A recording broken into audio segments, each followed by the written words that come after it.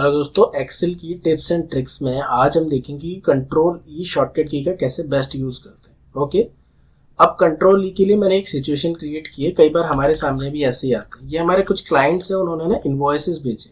अब गलती क्या कर दी उन्होंने कि इनवॉइस क्लाइंट के कोड यहाँ पे लिखे हुए हैं। ओके, 3 क्लाइंट यहाँ पे ईडी, सीईडी और वीईडी। अब स्लैश में नंबर भी लिखे हुए इनवॉइसेस के और उनका अमाउंट भी लिख दिया है। अब ये ऐसा डेटा, ये एक रॉ डेटा समझ लो ना, इस पे कुछ वीलुकअप लग सकता है, ना सम लग सकता है, ना कुछ कर सकते हो, कोई काम नहीं कर सकते आप इस पे। अगर कुछ ऐसा हो कि तीनों चीज सेपरेट हो जाए तो आप उस पर टोटल भी कर सकते हो, वीलुकअप भी लगा सकते हो, अपना सारा काम कर सकते हो। ओके, बट प्रॉब्लम ये है कि मैं इसे सेपरेट कैसे करूं। अगर आप सोच रहे हो कि टेक्स्ट टू कॉलम से कर लोगे, टेक्स्ट टू कॉलम से पॉसिबल नहीं है। टेक्स्ट टू कॉलम से इसलिए पॉसिबल नहीं है क्योंकि यहाँ पे स्लैश भी है और ये डैश भी है। ओके, और यहाँ पे वैल्यूज ना कॉमन नहीं है। यहाँ पे ईडी है, यहाँ पे सीईडी है। ओके, ईडी से बढ़ गया यहाँ पे लेंथ। यहाँ पे अमाउंट 50 लाख का भी है और 23,000 का भी है।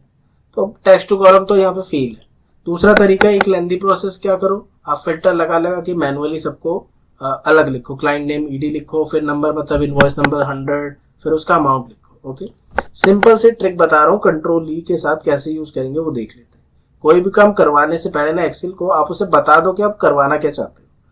करना क्या है, सिंपल क्लाइंट नेम के नीचे आना है। सबसे पहले क्या चाहते हो, क्लाइंट नेम मतलब ईडी सीडी वीईडी इसमें उठ के आ जाए।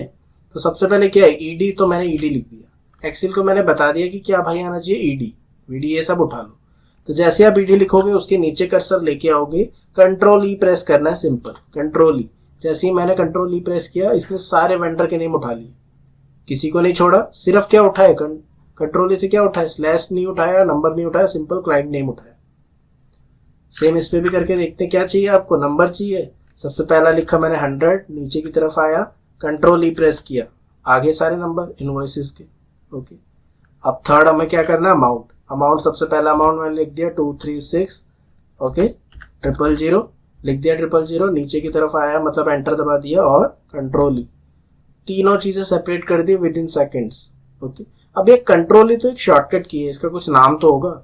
ये कंट्रोल की का जो नाम है ना, जो ये काम हो रहा है एक्सेल में, इसको कहते हैं फ्लैश फिल। आप एक्सेल को कुछ एग्जांपल्स देते हो। सबसे पहले मैंने एग्जांपल दिए, ईडी लिख के, 100 लिख के और 2,36,000 लिख के, और कंट्रोल ई प्रेस करके मैंने इतना लेंथी वर्क सेकंड्स में कंप्लीट कर लिया कंट्रोल ई की मदद से।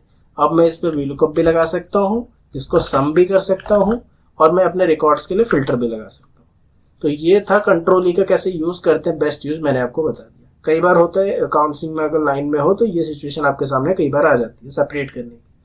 तो इस तरह से हम सेपरेट कर सकते हैं। जरूरी नहीं वहां पे नंबर हो, वहां पे ईयर भी सेपरेट कर सकते हैं। ओके, तो ये था कंट्रोल ई।